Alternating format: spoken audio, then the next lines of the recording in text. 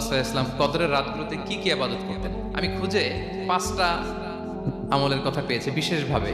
Common যে আমলগুলো সেগুলো তো ছিলই, বিশেষভাবে 5টা কাজ রাসূলুল্লাহ ইসলাম এই কদরের রাতে করতেন। 1 নম্বর কাজ হচ্ছে তিনি সারা রাত জেগে ইবাদত করতেন এবং পরিবারের লোকদেরকে ঘুমোতে দিতেন না, উঠিয়ে দিতেন। বছরের অন্য কোনো সময়ে সারা রাত জেগে ইবাদত করার কোনো নজির রাসূলুল্লাহ ইসলামের জীবনে ছিল না, সব রাতে ঘুমাতেন। 2 নম্বর হচ্ছে ইতিকাফ করা। রাসূলুল্লাহ সাল্লাল্লাহু আলাইহি ওয়াসাল্লাম রমাদানের শেষ 10 দিন ইতিকাফ করতেন। আমাদের আয়েশা রাদিয়াল্লাহু তাআলা আনহা বলেন, কানা ইয়াতাকিফুল আশরাল আওয়াখির মিন রমাদান। রমাদানের শেষ দশকে তিনি ইতিকাফ করতেন হাত্তা তাওয়াফাহুল্লাহ, ওনার ইন্তেকালের আগ পর্যন্ত এই অভ্যাসটাই তিনি জারি রেখেছেন। সুম্মা আতাকাফা আজওয়াজুহু মিন বা'দি, তারপরে ওনার স্ত্রীরা ইতিকাফ করেছেন। আরেক বর্ণনা এসেছে ইয়াতাকিফু কুল্লা রমাদান 10 আইয়াম, প্রতি রমাদানে তিনি 10 দিন ইতিকাফ করেছেন। কিন্তু যেই বছর তিনি ইন্তেকাল করবেন সে বছর তিনি 20 দিন ইতিকাফ করেছেন। প্রতি রমাদানে 10 দিন, আর যে বছর ইন্তেকাল করবেন সে বছর কয় দিন? 20 দিন তিনি ইতিকাফ করেছেন মসজিদে নববীতে। 3 নাম্বার হচ্ছে রাসূলুল্লাহ সাল্লাল্লাহু আলাইহি ওয়াসাল্লাম এবং জিবরাইল আলাইহিস সালাম যৌথভাবে কোরআন রিভিশন করতেন। খুব ইন্টারেস্টিং। সারা বছর যেটা নাজিল হতো রমাদানে জিবরাইল আলাইহিস সালাম রাসূলুল্লাহ সাল্লাল্লাহু আলাইহি ওয়াসাল্লামকে শোনাতেন, রাসূলুল্লাহ সাল্লাল্লাহু আলাইহি ওয়াসাল্লাম আবার জিবরাইল আলাইহিস সালামকে শোনাতেন।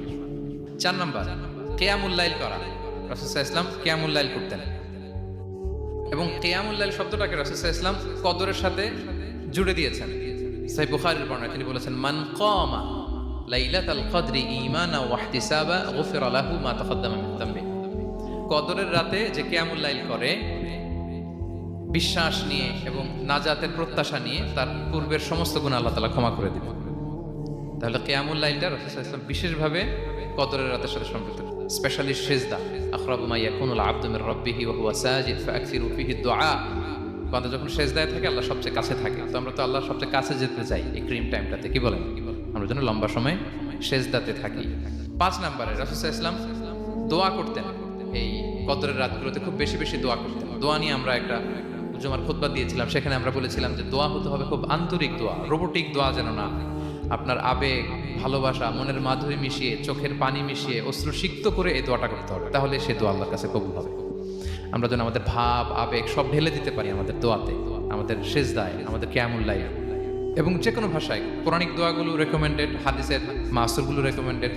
তাছাড়া আপনার নিজের ভাষায় আপনার কি চাওয়া, আপনার কি আকাঙ্ক্ষা, আপনার মনের কষ্ট, যাতনা সবকিছু আপনি আল্লাহ তাআলার কাছে পেশ করুন।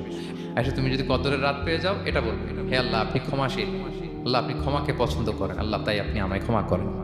হে আল্লাহ আপনি ক্ষমাশীল, আপনি ক্ষমাকে পছন্দ করেন, আল্লাহ আপনি আমাকে ক্ষমা করেন। এই দোয়াটা আমরা যেন বেশি বেশি করি।